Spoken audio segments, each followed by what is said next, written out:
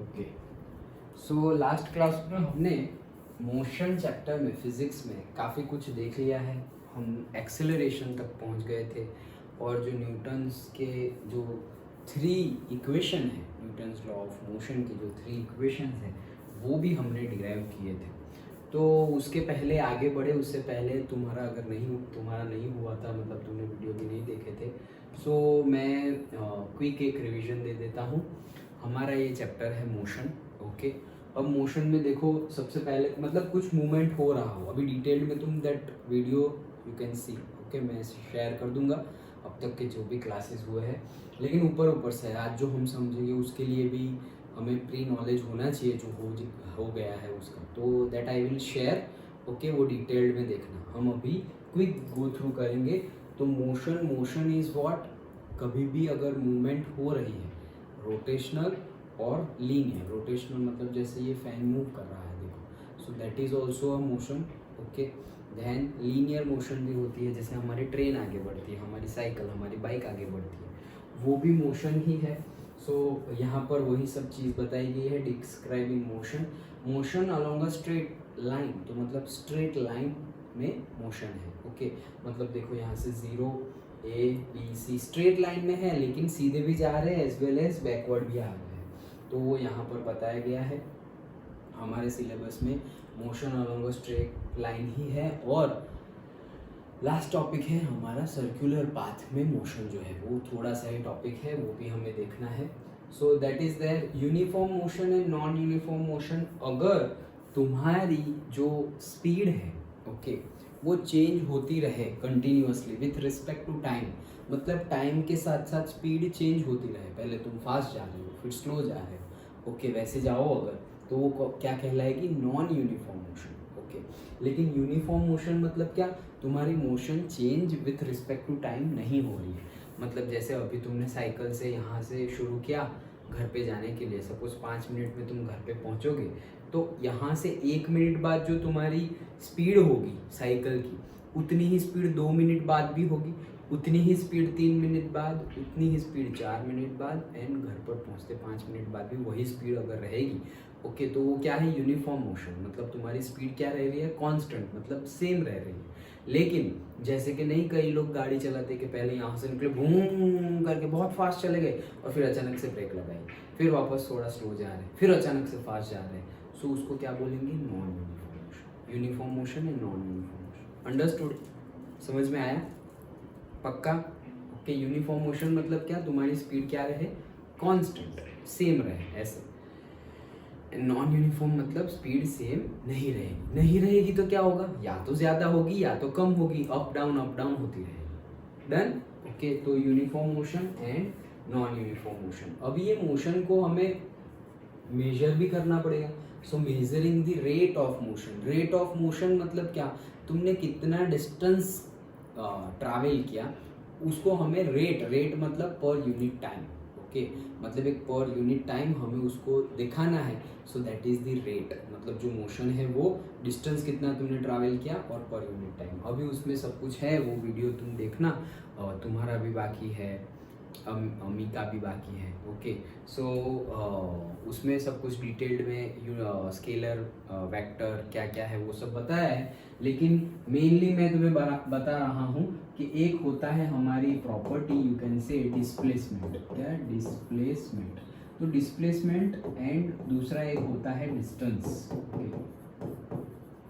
So distance क्या है, length of the path. Okay, जैसे कि मैं अभी पॉइंट ए पर हूँ और फिर मैं गया कहाँ पे, पॉइंट बी पर, तो ये जो लेंथ है, दिस लेंथ इज से 10 किलोमीटर, तो मैं बोलूँगा कि मेरी length of the path A to B का डिस्टेंस कितना है, 10 किलोमीटर। डन। सो जो लेंथ ऑफ द पाथ होता है वो क्या होता है, हमारा डिस्टेंस। डिस्प्लेसमेंट क्या है, डिस्प्लेसमेंट है हमारा shortest distance from initial and final position. मतलब इनिशियल पोजीशन से तुम फाइनल पोजीशन पर जा रहे हो, तब तक का शॉर्टेस्ट डिस्टेंस कौन सा है, उसे बोलते हैं डिस्प्लेसमेंट। दोनों के बीच में थोड़ा सा डिफरेंस है, दोनों सेम भी हो सकते हैं और दोनों सेम नहीं भी हो सकते। कैसे सेम हो सकते हैं? अगर मैं यही बात करूं कि मैं जा रहा हूं कहाँ पर, A टू B जा रहा हूं, तो उसके लिए डिस्टेंस भी होगा 10 किलोमीटर और उसके लिए डिस्प्लेसमेंट भी होगा कितना, 10 किलोमीटर। ओके, बट अगर मैं बोलूं कि मैं A से B जा रहा हूं और फिर से A आ रहा हूं, A से B गया और फिर से A पर आया, ओके, तब डिस्टेंस कितना होगा, जितना तुमने लेंथ ट्रैवल किया वो, तो कितना ट्रैवल किया, पहले यहां से यहां गए मतलब 10 किलोमीटर, और फिर B से वापस A आए मतलब दूसरे 10 किलोमीटर, मतलब 2 बार 10 प्लस 10, तो टोटल कितना हुआ 20 किलोमीटर। ये क्या हो गया, डिस्टेंस। ओके, लेकिन डिस्प्लेसमेंट मतलब क्या, इनिशियल एंड फाइनल पोजीशन के बीच का शॉर्टेस्ट डिस्टेंस। तो अगर मेरा इनिशियल पॉइंट ये है, फिर मैं यहाँ गया, फिर यहाँ आया, तो फाइनल पॉइंट भी ये है, तो ए पर से स्टार्ट हुआ और ए पर ही खत्म हो गया, तो shortest distance between A and A, initial A है और फाइनल भी ए ही है, तो shortest distance between A and A वो क्या है, ए एंड ए पर ही शॉर्टेस्ट डिस्टेंस, तो क्या हो जाएगा 0 किलोमीटर।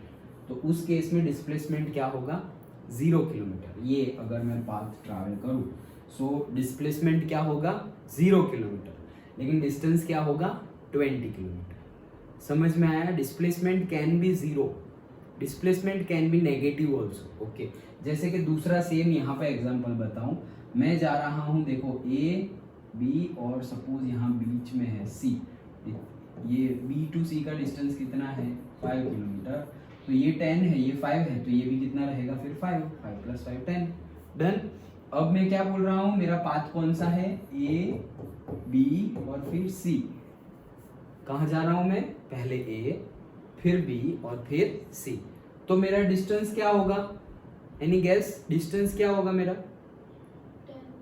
20 कितना होगा 20, कैसे, A to B 10 kilometre, B to C 10, A to B कितना है 10 किलोमीटर, यस, और फिर B टू C 10 किलोमीटर, कहाँ है 10, शायद B टू A, ये डिस्टेंस A से लेकर के B तक का डिस्टेंस, ध्यान से देखो, 15 किलोमीटर, A से लेकर B का 10 है, तो B से लेके A का भी 10 है, लेकिन मैं तो कहाँ से कहाँ जा रहा हूँ, B टू C जा रहा हूँ, मतलब इतना ही जा रहा हूँ, तो वो तो कितना है 5 है, सो 10 और दूसरा कितना 5 किलोमीटर, तो टोटल कितना हो गया 10 plus 5 15 kilometre.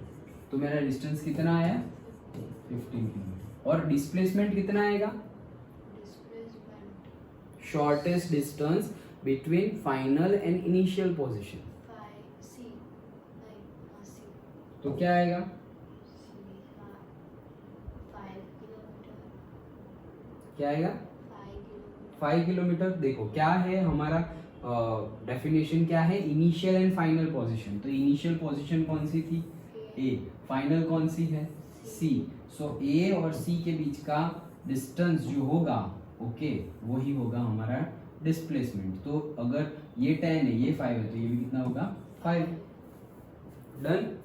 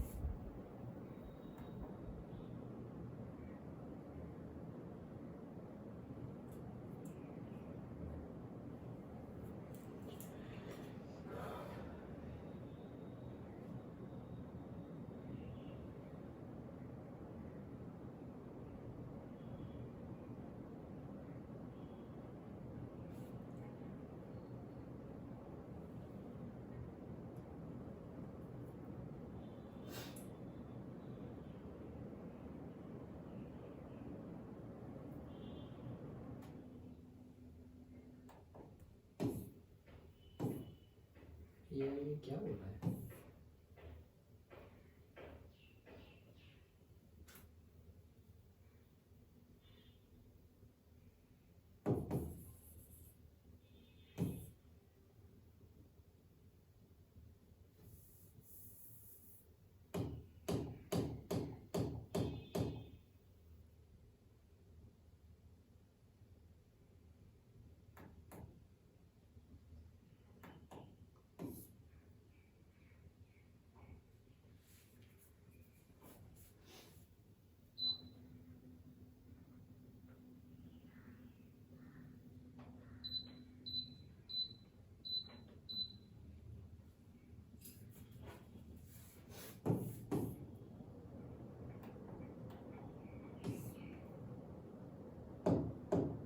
Okay, so A B C distance हो गया हमारा, ए बी और सी जा रहे हैं तो डिस्टेंस कितना हुआ 15 किलोमीटर, लेकिन डिस्प्लेसमेंट कितना हुआ 5 किलोमीटर। समझ में आ गया डिस्टेंस एंड डिस्प्लेसमेंट, पक्का? ओके, सो वो है। नाउ अभी हम रेट की बात करें तो दो प्रॉपर्टी हमें देखनी है। क्या? एक है स्पीड और दूसरा है वेलोसिटी। तो स्पीड क्या है? स्पीड इज इक्वल्स टू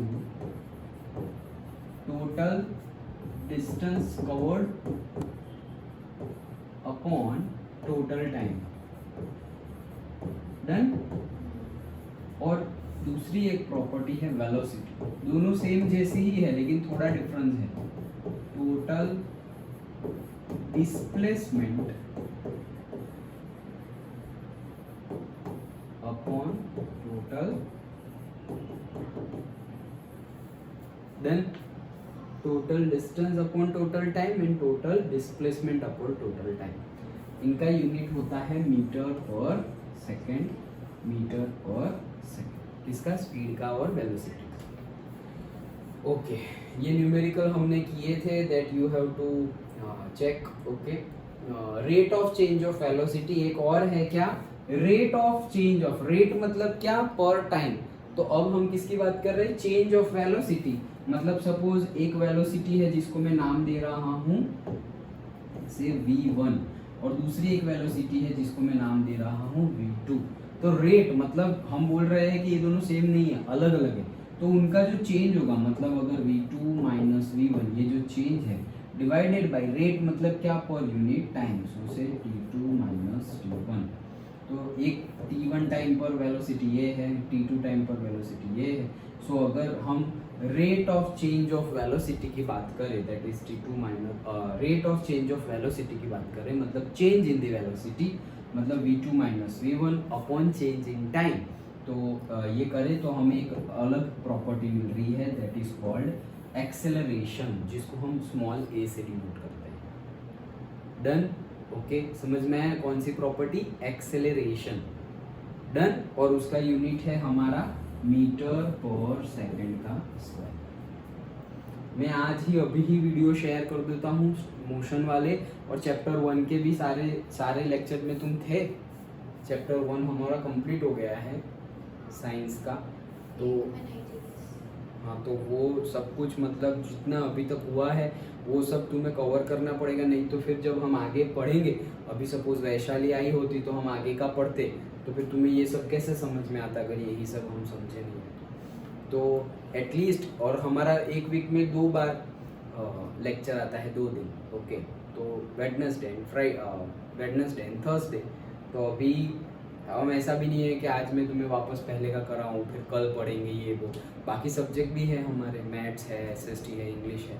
तो अभी सपोज हमारा टाइम अगर रिवीजन में स्पेंड हो रहा है तो डायरेक्टली हम नेक्स्ट वीक पढ़ेंगे। तो जो ये वीक पढ़ रहा था वो तो 1 वीक लेट हो गया। Okay, so we can not spend that much time.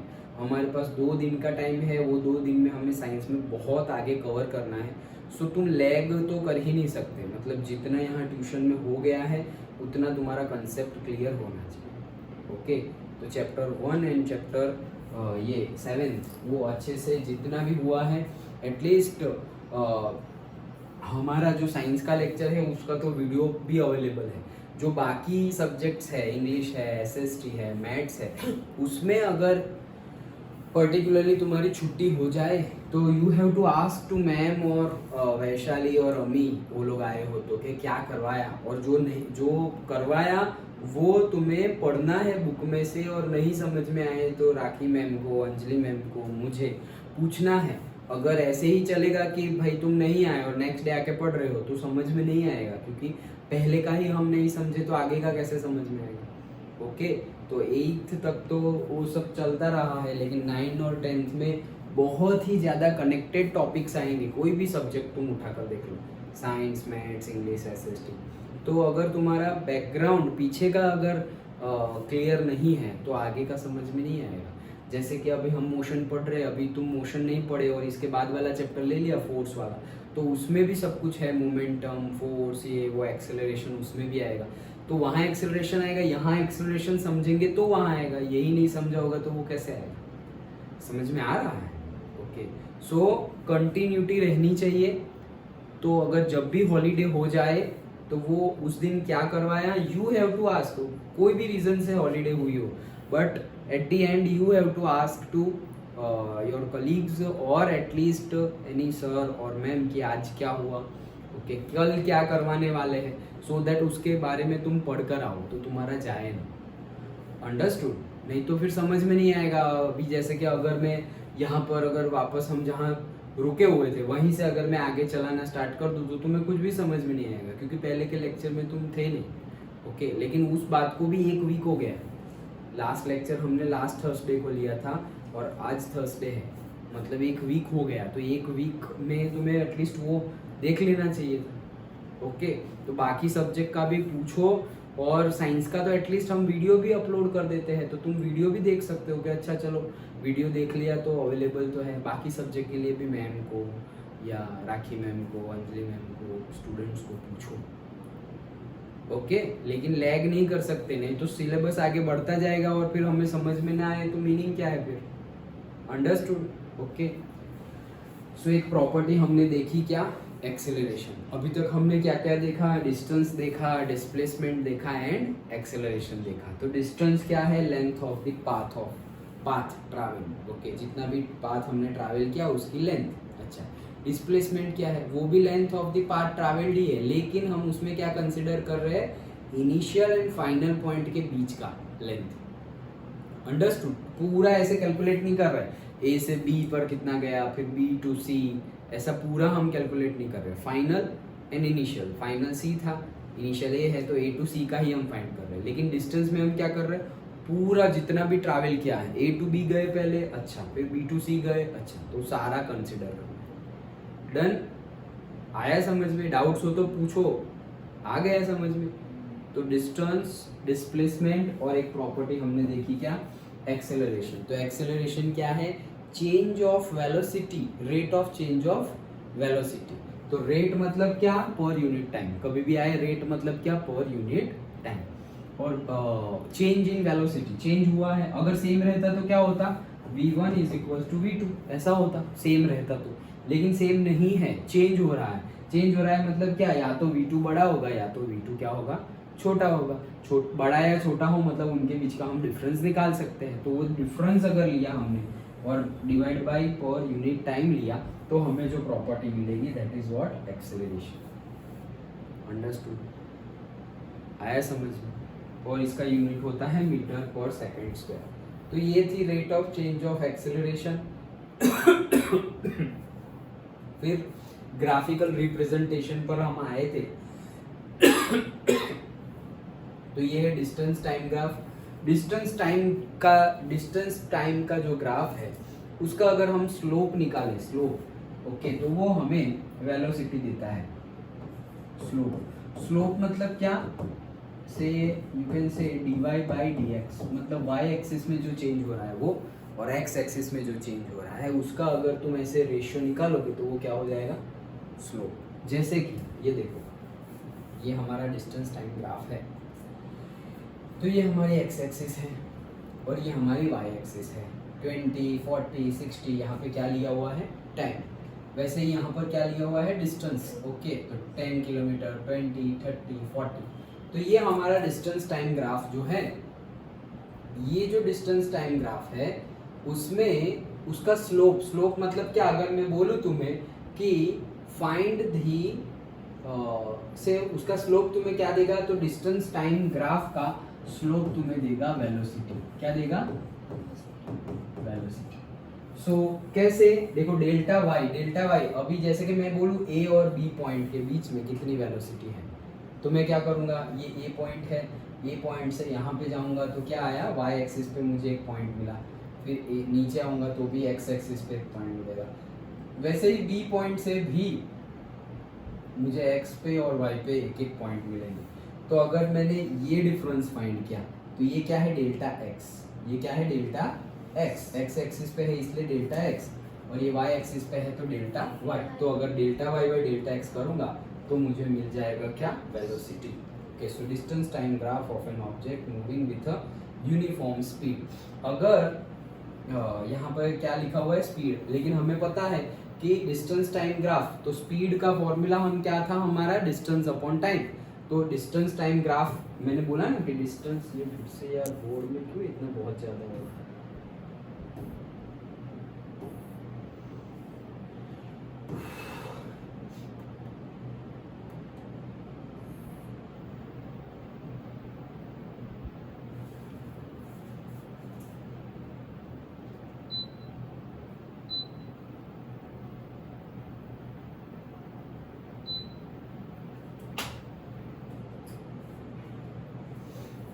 Okay देखो क्या है अभी हमने क्या बोला डिस्टेंस टाइम ग्राफ, लेकिन उसको हम देखो कभी कभी मैंने बोला ना डिस्टेंस और डिस्प्लेसमेंट सेम होगा। जैसे कि तुम स्ट्रेट लाइन में ट्रैवल कर रहे हो, ए से बी पर गए, तो उनके बीच का लेंथ कितना है 10 किलोमीटर, तो ए से बी के बीच का डिस्टेंस क्या होगा 10 किलोमीटर। और डिस्प्लेसमेंट क्या होगा इनिशियल और फाइनल पॉइंट के बीच का डिस्टेंस, शॉर्टेस्ट डिस्टेंस।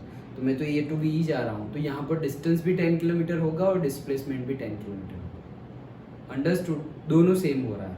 तो अगर मैं डिस्टेंस टाइम ग्राफ बोल रहा हूँ, उसका स्लोप मुझे क्या देगा स्पीड, और अगर मैं डिस्प्लेसमेंट टाइम ग्राफ बोल रहा हूँ तो उसका स्लोप मुझे क्या देगा वेलोसिटी। ओके क्यों? क्योंकि हमारी डेफिनेशन क्या थी स्पीड की, total distance upon total time, और अभी लिखी थी ना मैंने यहाँ पर। और वेलोसिटी की डेफिनेशन क्या थी कि total displacement upon total time. ये रहा वेलोसिटी की क्या थी total displacement upon total time, और स्पीड की क्या थी total distance upon total time. तो अगर हमें डिस्टेंस टाइम ग्राफ ड्रॉ किया है, ओके ये अगर हमारा ग्राफ है डिस्टेंस टाइम ग्राफ,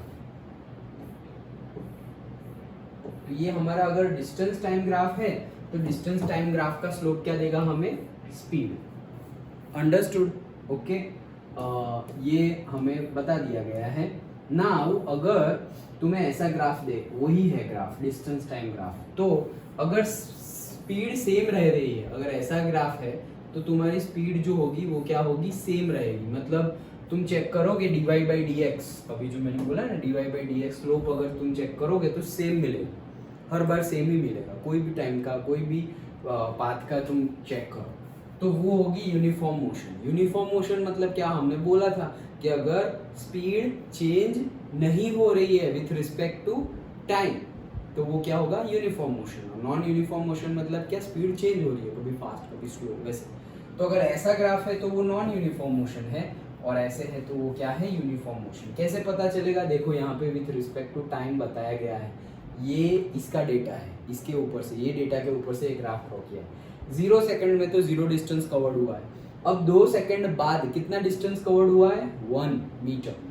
4 सेकंड बाद कितना कवर हुआ है 4 मीटर। 6 सेकंड बाद 9 मीटर। 8 सेकंड बाद 16 मीटर। तो अगर मैं ऐसे ग्राफ ड्रॉ करूँ, 0 के लिए तो 0 ही है, 2 के लिए 1 है, तो अगर मैं यहाँ 2 लूँ तो 1 आएगा। मतलब देखो ये कैसे ड्रॉ करते हैं।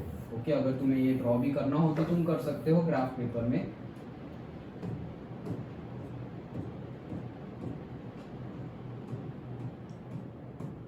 देखो जैसे कि 0 के लिए 0 है, 2 सेकंड के लिए 1 मीटर, तो यहाँ पे 2 ओके और यहाँ पर 1, तो ये एक्स एक्सिस का 2 और वाई एक्सिस का 1, तो ये एक पॉइंट हो गया। फिर 4 सेकंड के लिए 4, तो ये 4 और ये 1 2 3 4, तो ये 4 आएगा और ये 4 आएगा। फिर 6 सेकंड के लिए 9 ओके, तो 6 सेकंड लेते हैं 5 6 और यहाँ पे लेंगे 9 4 5 6 7 8 और 9। ये देखो, तो अगर मैं ग्राफ ड्रॉ करूँ, ओके ये अगर ग्राफ ड्रॉ करूँ तो कैसा बनेगा, ये बना ओके। तो ये रहा वो ग्राफ, देखो समझ में आया। लेकिन ये क्या है नॉन यूनिफॉर्म मोशन। क्यों? क्योंकि तुम अगर देखो यहाँ पे चेक करो डिस्टेंस अपॉन टाइम, जैसे कि यहाँ डिस्टेंस कितना है 1 अपॉन टाइम कितना हो गया 2 सेकंड, तो आंसर क्या आया 1/2। अब यहाँ पर चेक करो 4/4, आंसर क्या है 1। यहाँ पर क्या है 9 डिस्टेंस और टाइम कितना है 6, तो कितना आया 3 3 9 एंड 3 2 6, 3/2। देखो हर बार अलग आंसर आता है। जैसे 1/2 मतलब 0.5, 1 मतलब 1, 3/2 मतलब 1.5। हर बार ये क्या आ रहा है अलग अलग, तो वो क्या है नॉन यूनिफॉर्म। लेकिन यूनिफॉर्म हो मतलब क्या, सेम आएगा, तो यूनिफॉर्म में सेम आएगा तो सेम, ओके ये सेम है और ये नॉन यूनिफॉर्म का ग्राफ है। फिर एक ग्राफ है वेलोसिटी टाइम ग्राफ। तो ये वेलोसिटी टाइम ग्राफ है, जैसे डिस्टेंस टाइम ग्राफ था उसका स्लोप हमें क्या देता था, स्पीड, और we can say velocity also, okay actually तो स्पीड, और अगर डिस्प्लेसमेंट और डिस्टेंस दोनों सेम भी है तो हम वेलोसिटी और स्पीड दोनों ही बोल सकते हैं। देन वेलोसिटी टाइम ग्राफ, तो वेलोसिटी और टाइम का ग्राफ हमें क्या देगा, एक्सेलरेशन। ओके देखो क्या था, डिस्टेंस टाइम ग्राफ हमें क्या दे रहा था, स्पीड और से वेलोसिटी, डिस्टेंस होगा तो स्पीड और डिस्प्लेसमेंट होगा तो वेलोसिटी, और अगर दोनों सेम ही है डिस्टेंस और डिस्प्लेसमेंट तो फिर स्पीड और वेलोसिटी भी क्या है, सेम ही है। और अगर हमें वेलोसिटी टाइम ग्राफ ड्रॉ किया है तो वो क्या आएगा, एक्सेलरेशन, ऐसे शॉर्ट में लिखते हैं एक्सेलरेशन। ओके सो ये है वेलोसिटी टाइम ग्राफ। नाउ ये पूरा ग्राफ हमने ड्रॉ किया था एंड न्यूमेरिकल हमने गिने थे। यहाँ पर 3 इक्वेशन ऑफ मोशन है, कौन कौन से, S is equals to ut plus half at का square, S is equals to ut plus half at square, v is equals to u plus at and 2as is equals to v square minus u square. These 3 equation of motion are there. This you have to remember as well as इनका derivation भी पूछा जाता है कि ये कैसे आया। So I will share that video, तो तुम्हें पूरा समझ में आएगा कि ये 3 इक्वेशन कैसे आए, कौन कौन से, S is equals to ut plus half at square, v is equals to u plus at and 2as is equals to v square minus u square. इसमें ये सब क्या है, S is the distance, okay, u is the initial velocity, t is the time, a is the acceleration, v is the final velocity, बस सब कुछ आ गया। तो ये इक्वेशन है। अभी ये इक्वेशन के ऊपर से ही ये न्यूमेरिकल, 1-2 न्यूमेरिकल है, वो 1-2 न्यूमेरिकल हमें सॉल्व करने हैं। तो ये इक्वेशन सिर्फ पता चला इसमें क्या क्या है, ओके अब ये कैसे सॉल्व करते हैं वो मैं तुम्हें बताता हूँ, बट इसका derivation again very important, so that last lecture I will share with you that you see properly, okay वो अच्छे से देखना, तब तुम्हें पूरा डिटेल्ड में समझ में आएगा, क्योंकि ऑलरेडी 2 लेक्चर मतलब मिनिमम 3 आवर्स जैसा वो वीडियो होगा, एक दिन का और दूसरे दिन का, 2 दिन हो गए थे हमें ये स्टार्ट किए हुए, तब जाके हम यहाँ तक पहुँचे हैं। तो तुम आराम से वो देखो, उसके बाद ये करो, ओके तो यहाँ तक जो हमने चलाया था ये पूरा मैंने तुम्हें रिवाइज करके बताया। डन।